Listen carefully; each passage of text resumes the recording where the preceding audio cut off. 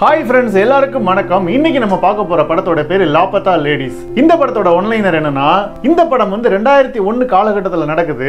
இந்த படத்தோட ஆரம்பத்துல நிர்மல் பிரதேஷ் அப்படிங்கிற ஊர்ல ஒரு கல்யாணம் நடக்குது. இந்த கல்யாணத்துல இருக்கிற மாப்பிள்ள தான் இந்த படத்தோட ஹீரோ. அவர் பேரு தீபக். இப்போ இந்த கல்யாணத்தை முடிச்ச உடனே ஒரு பொண்ணை கூட்டிக்கிட்டு தன்னோட ஊரான சூரஜ்முகி அப்படிங்கிற அந்த வில்லேஜுக்கு போகணும். முதல்ல சின்ன சின்ன வண்டி, அப்புறமே பஸ் இப்படிலாம் டிராவல் பண்ணிட்டு ஒரு ட்ரெயின் ஸ்டேஷனுக்கு ஒரு ட்ரெயின்ல ஏறுறாங்க. ஆனா அந்த ட்ரெயின்ல இவங்கள மாதிரி இன்னும் சில கல்யாண ஜோடி எல்லாம் இருக்காங்க. ஆனா அதுல என்ன விசேஷம்னா, அந்த கல்யாண ஜோடிகள், அந்த பெண்கள் எல்லாருமே ஒரே மாதிரியான சேலையை அணிஞ்சிருப்பாங்க. முக்கியமா அவங்க சேலை தலைப்பு யூஸ் பண்ணி முகத்தை மூடி இருப்பாங்க. இப்போ அவங்க அதுல டிராவல் பண்ணிட்டு இருக்கும்போது அங்க இருக்கிறவங்க எல்லாருமே, நாங்க இவ்வளவு டவுரி வாங்கணும், எங்களுக்கு மோட்டார் சைக்கிள் கொடுத்தாங்க, எங்களுக்கு போன்லாம் கொடுத்தாங்க, உங்களுக்கு என்ன கொடுத்தாங்க அப்படின்னு சொல்லி நம்ம ஹீரோ தீபக்கை பார்த்து கேட்கறாங்க. நம்ம ஹீரோ எதுவுமே பதில் சொல்லல. உடனே அங்க இருக்கிற ஒருத்தர், ஐயோ பையன் கிட்ட ஏதோ குறை போல இருக்கு அப்படின்ற மாதிரிலாம் பேசிட்டு இருக்காங்க. இப்போ அந்த ஜேர்னி முடிஞ்சு நம்ம ஹீரோவோட ஊர் வர்றப்ப நைட் டைம் ஆயிடுது. அந்த டைம்ல தூங்கிட்டு இருக்கிற தன்னோட ஒய்ஃபை தட்டி எழுப்பி, வா ஊர் வந்துருச்சு அப்படின்னு சொல்லி நம்ம ஹீரோ ட்ரெயினை விட்டு இறங்குறாரு. நம்ம ஹீரோவோட அந்த புதுமண பொண்ணு இறங்குறாங்க. இப்ப நம்ம ஹீரோ தன்னோட ஊருக்கு போகும்போது அந்த பக்கம் பார்த்தா ஹீரோட ஃபேமிலி, அப்புறம் ஹீரோட ஃப்ரெண்ட்ஸ் எல்லாருமே ஹீரோ வரவேற்கிறதுக்காக ரெடியா இருக்காங்க. இப்ப அங்க போன உடனே ஹீரோவையும் ஹீரோட ஒய்ஃபையும் நிக்க வச்சு ஆரத்தி எடுக்கும்போது ஹீரோட அம்மா என்ன சொல்றாங்கன்னா, அந்த பொண்ணு கிட்ட உன்னோட சேலை தலைப்பை விளக்குமா அப்படின்னு சொல்றாங்க. அந்த பொண்ணு ஆனா தயங்குறா. ரெண்டாவது தடவை மறுபடியும் அந்த சேலை தலைப்பை விளக்க சொல்றாங்க.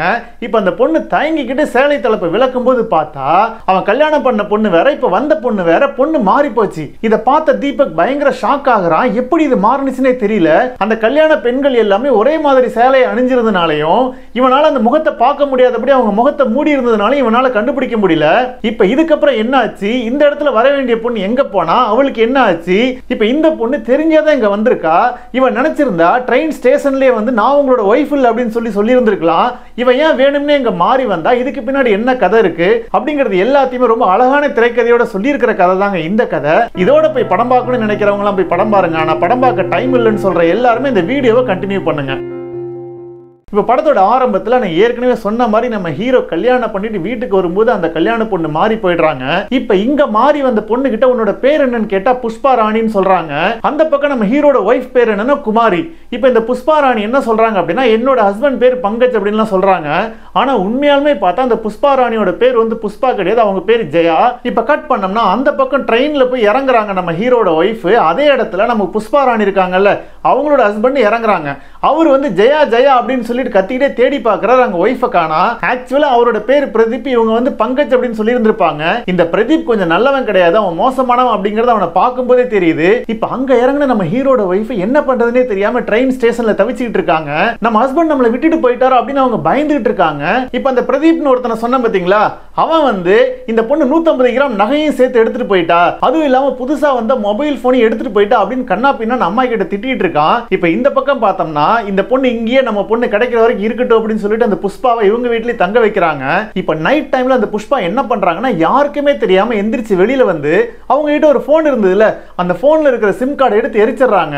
இப்ப கட் பண்ணோம்னா இந்த ஸ்டேஷன்ல வழி தெரியாம திக்கு தெரியாம அலைஞ்சிக்கிட்டு இருந்த நம்ம ஹீரோட ஒய்ஃப் குமாரி என்ன பண்றதுன்னு தெரியாம அங்க சுத்திட்டு இருக்கிறப்ப அங்க இருக்கிற ஒரு டீ விக்கிற பையன் அவளுக்கு ஹெல்ப் பண்ண முன் வரான். உடனே அவங்க ரெண்டு பேரும் அங்க இருக்கிற ஸ்டேஷன் மாஸ்டர் கிட்ட போயிட்டு ஹெல்ப் கேக்குறாங்க. ஆனா நம்ம பொண்ணு குமாரிக்கு அவளோட ஹஸ்பண்டோட ஊர் பேர் தெரியல, எந்த அடையாளமும் அவளுக்கு தெரியல. எதுவுமே இல்லாம நான் எப்படிமா கண்டுபிடிக்கிறது அப்படின்னு சொல்லிட்டு ஸ்டேஷன் மாஸ்டர் பயங்கர கன்ஃபியூஸ் ஆகுறாரு. குமாரிக்கு இப்ப என்ன பண்றதுன்னு தெரியல. அந்த அளவுக்கு அந்த பொண்ணு இன்னசென்ட்டா இருக்கா. இப்ப இன்னொரு பக்கம் கட் பண்ண நம்ம ஹீரோ இருக்கான்ல, அவங்க ஊர்ல இருக்கிற போலீஸ் ஸ்டேஷனுக்கு போயிட்டு இந்த மாதிரி நான் கல்யாணம் பண்ணிட்டு வந்த பொண்ணை காணா, அதுக்கு பதிலா வேற பொண்ணு வந்துருச்சு அப்படின்னு சொல்லி கம்ப்ளைண்ட் கொடுக்கறான். அந்த போலீஸ் பணம் வாங்கிக்கிட்டு உங்க கல்யாண போட்டோவை காட்டுங்க, அந்த பொண்ணோட போட்டோவை காட்டுங்க அப்படின்னு சொல்லி கேட்கும்போது நம்ம ஹீரோ கல்யாண போட்டோவை கொடுக்கறான். ஆனா அந்த போட்டோலயே அந்த பொண்ணு பாத்தீங்கன்னா சேலை தலைப்பால முகத்தை மூடி இருப்பாங்க. யோ, முகத்தை மூடின பொண்ணோட போட்டோ வச்சுக்கிட்டு நான் எப்படியா கண்டுபிடிப்பேன் அப்படின்னு சொல்லி போலீஸ் இன்ஸ்பெக்டர் கேட்கிறாரு. அதுவும் இல்லாம உங்க வீட்டில் ஒரு பொண்ணு வந்திருந்தால, அந்த பொண்ணை ஸ்டேஷனுக்கு கூட்டிட்டு வா அப்படின்னு சொல்லி அனுப்புறாரு. ஏன்னா இந்த போலீஸ் எல்லாருமே நல்லவங்க இல்ல, அவங்க பணத்தையும் திருடிப்பாங்க, இவங்க வச்சிருந்த நகைகளையும் எடுத்துப்பாங்க அப்படிங்கிற மாதிரி ஒரு இம்ப்ரெஷன் தான் கிரியேட் ஆயிருக்கும். அதனால அந்த பொண்ணை கூட்டிட்டு போறதுக்கு அவனுக்கு பயம் இருக்கும். அதனாலதான் இப்பவே கூட்டிட்டு வராம வந்திருப்பான். இப்போ நம்ம ஹீரோ வீட்டுக்கு பார்த்தா அந்த புஷ்பாவை காணா, எங்க போனான்னு சொல்லி தேடிட்டு இருக்காங்க. என்னடா அது, கல்யாணம் பண்ணிட்டு வந்த பொண்ணையும் மிஸ் பண்ணிட்டோம், பொண்ணு மாறி இந்த புஷ்பாவையும் காணமே அப்படின்னு சொல்லிட்டு தேட ஆரம்பிக்கிறாங்க. ஆனா 4 மணி நேரம் கழிச்சு அந்த பொண்ணு வீட்டுக்கு வரா. எங்க போனேன்னு கேட்டா நான் அந்த மாதிரி கோயிலுக்கு போனேன்னு சொல்ற, எல்லாரும் அவளை பிடிச்சி திட்டுறாங்க. இப்ப இன்னொரு பக்கம் பார்த்தோம்னா ஒரு சின்ன பையன் நம்ம ஹீரோட ஒய்ஃப்க்கு ஹெல்ப் பண்ணான்ல, அவன் வந்து அங்க கடை வச்சிட்டு இருக்கிற ஒரு பாட்டி கிட்ட இந்த பொண்ணை கூட்டிட்டு போறான். அந்த பாட்டி கிட்ட இருந்தா டீ வாங்கிட்டு வந்து இந்த சின்ன பையன் வந்து ட்ரெயின்ல விற்பான். அந்த பாட்டி இந்த பொண்ணை பார்த்தோன்னா, இப்பெல்லாம் ஆண்கள் யாருமே சரியில்லை, உன்னை வேணும்னே தான் உன் ஹஸ்பண்ட் விட்டுட்டு போயிருப்பான், அவனுக்காகலாம் நீ சப்போர்ட் பண்ணி பேசாத, அவன்லாம் உன்னை திரும்ப கூட்டிட்டு போறதுக்கு வரவே மாட்டான் அப்படின்லாம் சொல்றாங்க. இப்ப அந்த பொண்ணை வந்து உங்க கூட தங்க வச்சுக்குங்க அப்படின்னு சொல்லி இந்த சின்ன பையன் கேட்கும்போது அந்த பாட்டி ஒத்துக்கவே இல்லை. ஏன்னா அந்த பாட்டிக்கு ஆண்கள் மேல அவ்வளவு வெறுப்பு இருக்கும். அதுக்கு காரணம் என்னன்னா, அவங்களோட ஹஸ்பண்ட் அப்புறம் அவங்களோட பையன் ரெண்டு பேருமே எந்த ஒரு வேலையும் செய்யாம டெய்லியும் குடிச்சிட்டு வந்து இவங்களை போட்டு அடிச்சிட்டு இருக்கிறதே வழக்கமா வச்சிருந்திருக்காங்க. ஒரு கட்டத்துல நீங்களாம் யார் எனக்கு வேணாண்டா அப்படின்னு சொல்லி அவங்களெல்லாம் அடிச்சு துரத்திட்டு இவங்க தனியா வாழ ஆரம்பிச்சிருப்பாங்க. அதனாலதான் கண்டிப்பா உன் ஹஸ்பண்ட் உன்னை கூட்டிட்டு போறதுக்கு வரவே மாட்டான், ஏன்னா இந்த ஆண்களே இப்படிதான் அப்படின்னு சொல்லி அவங்க நம்ம ஹீரோட ஒய்ஃப் கிட்ட சொல்லி இருந்திருப்பாங்க. இப்ப அந்த சின்ன பையன் வேற வழி இல்லாம நம்ம ஹீரோட ஒய்ஃபை தன்னோட ரூமுக்கு கூட்டிட்டு போறான். அவளை தன்னோட ஒரு அக்கா மாதிரி பாத்துக்கிறான். அன்னைக்கு நைட் நம்ம பொண்ணு வேற வழி இல்லாம அவங்க ரூம்ல தான் தூங்குறா. அன்னைக்கு நைட் அந்த புஷ்பா இருக்காங்கல்ல, அவங்க வச்சிருந்த அந்த போனை எடுத்து அதுல வேற ஒரு புது சிம் கார்டை போடுறாங்க. இப்ப கட் பண்ணோம்னா அந்த புஷ்பான்னு சொன்னோம்ல, அந்த பொண்ணோட ஹஸ்பண்ட் பிரதீப் இருக்கான்ல, அவங்க ஊர் போலீஸ் ஸ்டேஷனுக்கு போய் இந்த மாதிரி நான் கல்யாணம் பண்ணிட்டு வந்த பொண்ணை காணா, அதுவும் இல்லாம ஒரு புது செல்போன் இருக்கு அப்படிலாம் டீடைல்ஸ் கொடுத்து கேஸ் பதிவு பண்றான். இப்ப கட் பண்ணோம்னா நம்ம ஹீரோட ஊர்ல இருக்கிற போலீஸ் ஸ்டேஷனை காட்டுறாங்க. அந்த போலீஸ் ஸ்டேஷனுக்கு ஒரு ஃபேக்ஸ் வருது. அதாவது இந்த படத்துல இந்த புஷ்பா ராணி அப்படிங்கிற கேரக்டர்ல வரவங்க தான் ஹீரோயின். அவங்களோட ஹஸ்பண்ட் பிரதீப் இருக்கான்ல, அவன் அவங்க ஊர்ல கொடுத்த கம்ப்ளைண்ட் வந்து ஒரு ஃபேக்ஸா எங்க வருது, அதுல சில டீடைல்ஸ்லாம் இருக்கு. அந்த பொண்ணோட பேரு ஜெயா அப்படின்னு இருக்கு.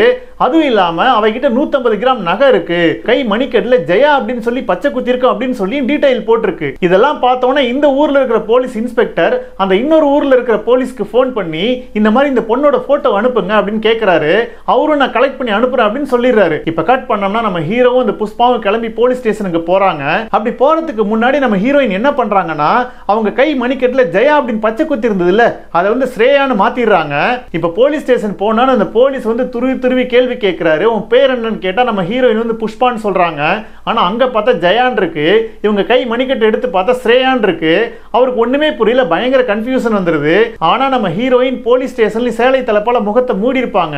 ஆனா போட்டோ எடுக்கும் போது முகத்துல இருக்கிற சேலையை நான் விளக்க மாட்டேன் அப்படின்னு சொன்னோன்னே அங்க இருக்கிற லேடி போலீஸ் கிட்ட அந்த துணியை விளக்க சொல்லி போட்டோ எடுக்க சொல்றாங்க. ஆனா அது வந்து ரூல்ஸை மீறின ஒரு செயல், அதை செய்யக்கூடாது அப்படின்னு சொல்லிட்டு அங்க இருக்கிற இன்னொரு போலீஸ் சொன்னதுனால இன்ஸ்பெக்டருக்கு வேற வழி இல்ல. ஆனா நம்ம ஹீரோயின் இது எல்லாத்தையுமே பிளான் பண்ணி தான் பண்ணுவாங்க. அவங்க எதுக்கு இங்க மாறி வந்தாங்க, ஏன் இங்க தங்கி இருக்காங்க, அப்புறமே அப்பப்ப காணாம போய் என்ன பண்ணிட்டு இருக்காங்க அப்படின்னு எதுவுமே புரியல. இப்ப இந்த போலீஸ் இன்ஸ்பெக்டருக்கு நம்ம ஹீரோயின் மேல பயங்கரமா சந்தேகம் வர ஆரம்பிச்சிருது. அடுத்து வேற வழி இல்லாம நீங்க போலாம் அப்படின்னு சொல்லி இன்ஸ்பெக்டர் சொல்லிடுறாரு. நம்ம ஹீரோயின் வாசல் கிட்ட கரெக்டா போகும்போது அவர் ஜெயா அப்படின்னு கூப்பிடுறாரு. டக்குன்னு நம்ம ஹீரோயின் திரும்பிடுறாங்க. ஆனா அதை அழகா அவங்க சமாளிச்சு, இல்ல உங்க டேபிள்ல நான் கலட்டி வச்ச வளையல் இருக்கு, அதை எடுத்துக்கவா அப்படின்னு சொல்லி வந்து எடுத்துட்டு போறாங்க. இப்ப இந்த போலீஸ்க்கு இன்னும் சந்தேகம் அதிகமாயிடுது. இந்த பொண்ணை ஃபாலோ பண்ணணும் அப்படின்னு சொல்லிட்டு முடிவு பண்றாரு. இப்ப கட் பண்ணோம்னா இன்னொரு பக்கம் நம்ம ஹீரோட ஒய்ஃப் அங்க இருந்தாங்கல்ல, அவங்கள வந்து அந்த சின்ன பையன் வந்து அந்த பாட்டியோட கடைக்கு கூட்டிட்டு போறான். அந்த பாட்டி கொஞ்சம் மனசு இறங்கி அந்த கடையில அந்த பொண்ணை வேலை செய்ய விட்டுறாங்க. இவனும் சந்தோஷமா அங்க வேலை செய்ய ஆரம்பிக்கிறா. அவங்களோட வீட்டுல போய் தங்க ஆரம்பிச்சிடறாங்க. அதுவும் இல்லாம அந்த கடையில நம்ம ஹீரோட ஒய்ஃப் ஒரு புதுசா ஸ்வீட் ஒன்று செய்வாங்க. அந்த ஸ்வீட் வந்து எல்லாருக்குமே ரொம்ப பிடிக்க ஆரம்பிச்சிருது. இப்ப கட் பண்ணோம்னா நம்ம ஹீரோயின் இருக்காங்கல்ல, அவங்க கிளம்பி எங்கேயே வெளியில போக ஆரம்பிக்கிறாங்க. ஒரு அடகு கடைக்கு போயிட்டு சில வளையலை விற்கிறாங்க. அப்புறமே ஒரு கடைக்கு போயிட்டு சில பொருட்கள் எல்லாம் வாங்குறாங்க. இது எல்லாத்தையுமே அந்த போலீஸ் இன்ஸ்பெக்டர் ஃபாலோ பண்ணி போட்டோ எடுத்துட்டு இருக்காரு. ஆனா இது எதுவுமே நம்ம ஹீரோயினுக்கு தெரியல. இப்ப இந்த ஆக்டிவிட்டிஸ் எல்லாம் பார்த்தோன்னே அந்த இன்ஸ்பெக்டருக்கு நம்ம ஹீரோயின் மேல பயங்கரமா சந்தேகம் வர ஆரம்பிச்சிருது. இப்ப கட் பண்ணோம்னா நம்ம ஹீரோ ஒரு பக்கம் தன்னோட ஒய்ஃபை தேடிட்டு இருக்கும்போது அவங்க வந்து இந்த பாட்டி கடையில வேலை பார்த்துட்டு இருப்பாங்க. அதே நேரம் இந்த ஜெயா வந்து நம்ம ஹீரோட வீட்டுல ஃபார்மிங் நடக்குது பாத்தீங்களா, அந்த இடத்துக்கு போயிட்டு பார்த்தா அங்க ஏகப்பட்ட பூச்சி தொல்லைங்க இருக்கும். அதுக்கு அவங்க வந்து பெஸ்டிசைட்ஸ் அடிக்கணும்னு முடிவு பண்ணுவாங்க. ஆனா நம்ம ஹீரோயின் அதுக்கு அதெல்லாம் தேவையில்ல, நான் சொல்ற வழிமுறையை ஃபாலோ பண்ணுங்க, உங்களுக்கு அந்த பிரச்சனை எல்லாம் தீர்ந்து போயிடும் அப்படின்னு சொல்லிட்டு சில இண்டிஜினஸ் டெக்னாலஜி எல்லாம் சொல்லி கொடுக்குறாங்க. அதை பார்த்தோன்னா அவங்க எல்லாருக்குமே இந்த பொண்ணு மேல ஒரு மரியாதை வருது. இதெல்லாம் அந்த பொண்ணுக்கு எப்படி தெரியும் அப்படின்னு சொல்லி ஆச்சரியமாவும் பாக்குறாங்க. ஒரு நாள் நைட்டு நம்ம ஹீரோயின் அங்கிருந்து எஸ்கேப் ஆகலாம் அப்படின்னு முடிவு பண்ணிட்டு தன்னோட திங்ஸ் எல்லாம் எடுத்துக்கிட்டு அங்கிருந்து கிளம்புறாங்க. அந்த நேரம் பார்த்து நம்ம ஹீரோ ஒய்ஃபை தேடி அலைஞ்சிட்டு கண்டுபிடிக்க முடியாம ஓவரா குடிச்சிட்டு வீட்டுக்கு வர்றான். தடுமாறி கீழே விழுறான். உடனே அவனை போய் தாங்கி பிடிச்சி அவனை கொண்டு போய் பெட்ல படுக்க வைக்கிறாங்க. அங்கிருந்து கிளம்பலான்னு முடிவு பண்ணும்போது நம்ம ஹீரோ ஒய்ஃபோட பேரை சொல்லி குமாரி குமாரின்னு சொல்லி முனகிக்கிட்டே இருக்கான். அதை பார்த்தோன்னே நம்ம ஹீரோயினுக்கு ஒரு மாதிரி இருக்கு. அதனால அங்கிருந்து எஸ்கேப் ஆகலாம் ட்ரை பண்ணவங்க வீட்டுக்குள்ளேயே போயிடுறாங்க. இப்ப நம்ம ஹீரோவுக்கு ஒரு அண்ணன் இருப்பாங்க. அவங்க வந்து வெளியூர்ல இருப்பாங்க. நம்ம ஹீரோட அண்ணுக்கு ஒரு சின்ன பையன் இருப்பான். அந்த பையன் வந்து இந்த ஹீரோயினோட பயங்கரமா பழகி பழகிருப்பான். அதுவும் இல்லாம நம்ம ஹீரோவோட அன்னைக்கு வந்து நல்லா படம் வரைய தெரியும். அதை பார்த்த ஹீரோயின் எப்பவுமே அவங்கள பாராட்டிக்கிட்டே இருப்பாங்க. இப்ப ஹீரோயின் அவங்க கிட்ட போயிட்டு நான் சொல்ற படத்தை எனக்காக கொஞ்சம் வரைஞ்சு கொடுங்களேன் அப்படின்னு கேட்கறாங்க. அவங்களும் என்ன ஏதுன்னே கேட்காம சரி அப்படின்னு சொல்றாங்க. ஆனா அது எதுவுமே என்ன அப்படின்னு சொல்லி நமக்கு காட்டவே இல்லை. இப்ப கட் பண்ணோம்னா நம்ம போலீஸ் இன்ஸ்பெக்டர் வந்து இன்னொரு போலீஸ் இன்ஸ்பெக்டர் கிட்ட நம்ம ஹீரோயினோட போட்டோவை கேட்டிருப்பார்ல, அவர் அங்க இருந்து போட்டோவை கலெக்ட் பண்ணி இங்க ஃபேக்ஸ்ல அனுப்பிச்சிருப்பாரு. அந்த போட்டோவை பார்த்தோன்னே நம்ம இன்ஸ்பெக்டருக்கு சந்தேகம் உறுதியாயிருது. அவர் நேரா கிளம்பி வந்து நம்ம ஹீரோயின் அரெஸ்ட் பண்றாரு. இவங்க வந்து ஒரு திருடி, இவங்க வேணும்னே தான் அந்த ஊர்ல வந்து மாறி இருக்காங்க, இவங்க ஊர் பேரை தப்பா சொல்லிருக்காங்க, இவங்க ஒரிஜினல் பேரு ஜெயா. அதுவும் இல்லாம இவங்க கிட்ட 150 கிராம் நகை இருக்கு, ஒரு செல்போன் இருக்கு, இவங்க வேணும்னே அந்த பொருள் எல்லாம் திருடிக்கிட்டு இங்க வந்துட்டாங்க. இவங்க கேங் மெம்பர் ஹேமா திரிபாதி அப்படிங்கிறவங்களுக்கு பணம் அனுப்பிச்சதெல்லாம் நான் பார்த்தேன் அப்படின்னு சொல்லி போலீஸ் வந்து அவங்களை அரெஸ்ட் பண்ணிட்டு கூட்டு போறாங்க. அவங்க கிட்ட இருக்கிற நகை அப்புறம் செல்போன் எல்லாத்தையுமே அந்த இன்ஸ்பெக்டர் வாங்கி வச்சுக்கிறாரு. இப்போ நம்ம ஹீரோட ஃபேமிலி எல்லாரும் இவங்க ஒரு திருடி தான் அப்படின்னு சொல்லி நம்ப ஆரம்பிச்சிடுறாங்க. ஆனா நம்ம ஹீரோயின் அவங்க கிட்ட நான் திருடலாம் இல்ல, நான் வேணும்னு தான் இங்க வந்தேன், ஆனா அதுக்கு ஒரு காரணம் இருக்கு, என்ன நம்புங்க அப்படின்லாம் சொல்லி பாக்குறாங்க. ஆனா யாருமே கேட்கல, அது என்ன காரணம் அப்படிங்கிறது நமக்கும் தெரியல. இப்ப கட் பண்ண அடுத்த நாள் நம்ம ஹீரோ கிட்ட அவனோட ஃப்ரெண்டு ஒருத்தன் ஒரு போஸ்டர் எடுத்துட்டு வந்து காட்டுறான். அது என்ன போஸ்டர் அப்படின்னா நம்ம ஹீரோட ஒய்ஃபோட போட்டோவை போட்டு இவங்க இந்த மாதிரி காணாம போயிட்டாங்க, இவங்களோட வில்லேஜ் வந்து சூரஜ்முகி, இவங்களை பத்தி உங்களுக்கு தெரிஞ்சதுன்னா இந்த நம்பருக்கு கான்டாக்ட் பண்ணுங்க அப்படின்னு சொல்லிட்டு கீழே ஒரு போன் நம்பர் இருக்கு. அந்த போன் நம்பர் வேற யாருது இல்ல, நம்ம ஹீரோயின் ஒரு புது சிம் கார்டு வாங்கினாங்கல்ல அந்த நம்பர் தான், அது அவங்களோடது தான். இப்ப கட் பண்ணோம்னா நம்ம ஹீரோட ஒய்ஃப் குமாரி ஒரு பாட்டி கடையில வேலை பார்த்துட்டு இருந்தாங்கல்ல, அந்த பாட்டி கடைக்கு ஒருத்தர் வந்து அந்த போஸ்டர் எடுத்துட்டு வராரு. அதை பார்த்து எல்லாருமே சந்தோஷமா வராங்க. அப்பதான் அந்த பொண்ணுக்கு ஆமா என் ஹஸ்பண்ட் வில்லேஜ் பேர் வந்து சூரஜ்முகி அப்படின்னு சொல்லி ஞாபகம் வந்துருது. இப்ப அதுல இருக்கிற நம்பருக்கு அவங்க கால் பண்ணி பாக்குறாங்க. கிட்டத்தட்ட நிறைய தடவை கால் பண்ணாலும் அந்த போனை யாருமே எடுக்கல. இப்ப கட் பண்ணோம்னா அந்த ஊரோட போலீஸ் ஸ்டேஷனை காட்டுறாங்க. அங்க நம்ம ஹீரோ இருக்கான். அவன் அந்த போஸ்டரை காட்டி இந்த மாதிரி இந்த பொண்ணு திருடியா இருக்கிறதுக்கு வாய்ப்பே இல்லை அப்படின்னு ஹீரோயினை பத்தி சொல்றான். ஆனா போலீஸ் நம்ம ஹீரோயின் கிட்ட நீங்க ஏன் வேணும்னே மாறி வந்தீங்க அப்படின்னு கேட்க இப்ப நம்ம ஹீரோயின் அவங்களுக்கு பின்னாடி இருந்த கதையை சொல்றாங்க.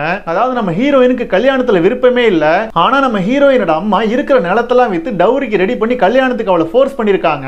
ஆனா நம்ம ஹீரோயினுக்கு வந்து ஃபார்மிங் படிக்கணும்னு ஆசை. அதுக்கு மெரிட்ல டேராடூன்ல உங்களுக்கு சீட்டு கிடைச்சிருக்கும், நாங்க போய் படிக்கிறேன் அப்படின்னு சொல்லி எவ்வளவு கெஞ்சுவாங்க.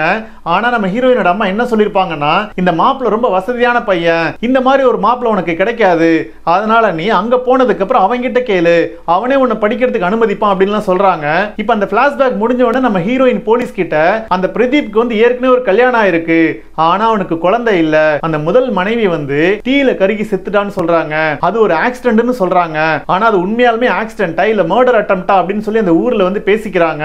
அவன் எப்படி என்ன படிக்க வைப்பான், எனக்கு அதனால அந்த கல்யாணத்துல நம்பிக்கையே இல்ல அப்படின்னு சொல்லும்போது அங்க இருக்கிற ஒரு போலீஸ் வந்து நீங்க ஏன் அந்த கல்யாணத்துக்கு ஒத்துக்கிட்டீங்க, வேணான்னு சொல்லி நின்றுக்கலாம்ல அப்படின்னு சொல்லும்போது அதுக்கு நம்ம ஹீரோயின் இல்ல எனக்கு அந்த வாய்ப்பே இல்ல, நம்மளோட விதி இவ்வளவுதான் அப்படின்னு சொல்லிட்டு முடிவு பண்ணிட்டேன், ஆனா என்னோட விதி வேற மாதிரி இருந்திருக்கு, ஏன்னா எனக்கு ஒரு வாரம் டைம் தேவைப்பட்டுச்சு, அந்த ஒரு வாரத்துல என்னால காலேஜுக்கு போய் சேர முடியறதுக்கு தேவையான எல்லாத்தையும் பண்ணிட முடியும் நான் நினைச்சேன், நான் ஏன் இந்த வலையில வித்தேன் தெரியுமா, நான் படிக்க போற காலேஜுக்கு ஃபீஸ் கட்டுறதுக்காக தான். அந்த ஹேமா திரிபாதி என்னோட கேங் மெம்பர்லாம் கிடையாது, அவங்க என்னோட சிஸ்டர், அவங்க என்னோட காலேஜுக்கு ஃபீஸை கட்டிடுவாங்க, அதுவும் இல்லாம இன்னும் 3 நாள்ல எனக்கு கோர்ஸ் ஆரம்பிக்க போகுது, அதுக்கு நான் போறதுக்கான பஸ் டிக்கெட்ஸ் தான் இது அப்படின்னு சொல்லி அந்த இன்ஸ்பெக்டர் தான் எடுத்து வச்ச டிக்கெட்லாம் காட்டுறாங்க. ஒருவேளை நான் உண்மையை சொல்லியிருந்தேன்னா என்ன உடனே என்னோட ஊருக்கு அனுப்பிச்சு வச்சிருந்திருப்பீங்க, ஏன்னா எனக்கு ஒரு வாரம் டைம் தேவைப்பட்டுச்சு, அதனால தான் நான் யூஸ் பண்ணிக்கிட்டேன். எல்லாம் ரெடி ஆனான்னு ஒரு நாள் நைட் நான் எஸ்கேப் ஆகலாம் ட்ரை பண்ணேன், ஆனா அன்னைக்கு தான் தீபக் ரொம்ப குடிச்சிட்டு வந்திருந்தாரு, தன்னோட ஒய்ஃபை பத்தி பயங்கரமா கவலைப்பட்டிருந்தாரு, அதனால அவருக்கு ஹெல்ப் பண்ணி எனக்கு தோணுச்சு, அதனால தான் அவரோட ஒய்ஃபை தேடுறதுக்காக நான் அந்த போஸ்டர் ரெடி பண்ணேன், ஏன்னா யாராவது அதை பார்த்துட்டு கால் பண்ணுவாங்கல்ல, அப்ப அவங்க ஒய்ஃப் எங்க இருப்பாங்கன்னு தெரிஞ்சிரும்ல அப்படின்னு சொல்லும்போது என் போன் எங்க இருக்கு, அந்த போனுக்கு தானே கால்ஸ் எல்லாம் வந்திருக்கும் அப்படின்னு சொல்றாங்க. இப்ப அந்த போனை போலீஸ் இன்ஸ்பெக்டர் எடுத்து பார்த்தா அதுல 12 மிஸ் கால் இருக்கும். அந்த நம்பருக்கு போன் பண்ணி பாக்குறாங்க. பார்த்தா அங்க இருந்து ஸ்டேஷன் மாஸ்டர் ஒருத்தர் இந்த மாதிரி அந்த பொண்ணு வந்து பட்டிலா ஸ்டேஷனுக்கு கிளம்பி வந்துட்டு இருக்கா, அங்க போனீங்கன்னா நீங்க அவளை ரிசீவ் பண்ணிடலாம் அப்படின்னு சொல்றாங்க. உடனே தீபக் அங்க இருந்து கிளம்ப ட்ரை பண்றான், ஹீரோயினி தான் கூட வர சொல்லி கூப்பிடுறான். ஆனா போலீஸ் இன்ஸ்பெக்டர் வந்து ஹீரோயினை விட மாட்டேங்கிறாரு. ஏன்னா நீங்க வந்து ஒரு கல்யாணம் ஆன பொண்ணு, நீங்க திருடி இல்ல அப்படிங்கறத ஒத்துக்கிறேன், ஆனா உங்க ஹஸ்பண்ட் வந்து உங்களை காணோம்னு சொல்லி அவங்க ஒரு போலீஸ் ஸ்டேஷன்ல கம்ப்ளைண்ட் கொடுத்திருக்காரு, அந்த கேஸை வந்து நம்ம க்ளோஸ் பண்ணணும், இப்போ அவர் உங்களை கூட்டிட்டு போறதுக்காக அங்க இருந்து கிளம்பி வந்துட்டு இருக்காரு அப்படின்னு சொன்னா நம்ம ஹீரோயின் பயங்கர ஷாக் ஆயிடுறாங்க. அவங்க போலீஸ் இன்ஸ்பெக்டர் கிட்ட தயவு செஞ்சு அவன் கூட மட்டும் என்ன அனுப்பிச்சு வைக்காதீங்க, நான் வச்சிருக்கிற நகை எல்லாத்தையும் நீங்க எடுத்துக்கங்க, என்னை எப்படியாவது விட்டுருங்க அப்படின்னு சொல்லி பாக்குறாங்க.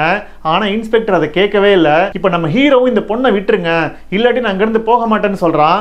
ஆனா போலீஸ் அவனை மிரட்டி அனுப்பிச்சு வச்சிடறாரு.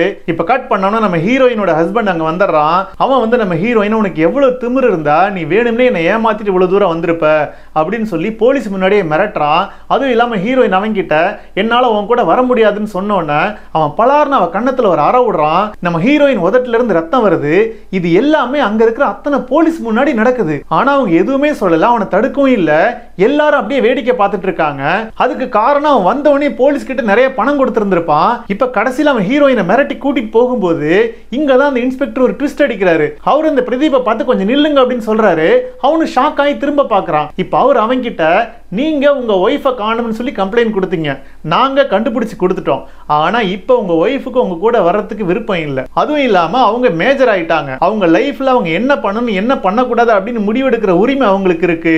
அவங்களோட விருப்பத்தை மீறி நீங்க கூட்டிட்டு போனீங்க அப்படின்னா உங்க மேல நான் கேஸ் போட வேண்டியது வரும். அதுவும் இல்லாம இங்க எல்லாரும் முன்னாடி அவங்க கிட்ட நீங்க எவ்வளவு தப்பா நடந்துகிட்டீங்க அப்படிங்கிறது எங்க எல்லாத்துக்குமே தெரியும். இங்க இருக்கிற 4 போலீஸுமே அதுக்கு விட்னஸ் அப்படின்னு சொன்னோன்னு அந்த பிரதீப் இன்ஸ்பெக்டரை பார்த்து என்ன நீங்க என்னையவே மிரட்டுறீங்களா, நான் யாருன்னு தெரியுமா அப்படின்லாம் பயங்கரமா துள்ள ஆரம்பிக்கிறான். அதுக்கு அந்த இன்ஸ்பெக்டர் அவங்கிட்ட சார் நீங்க நின்றுட்டு இருக்கிறது போலீஸ் ஸ்டேஷனு, இங்க வந்து யாரையுமே அதட்டாதீங்க.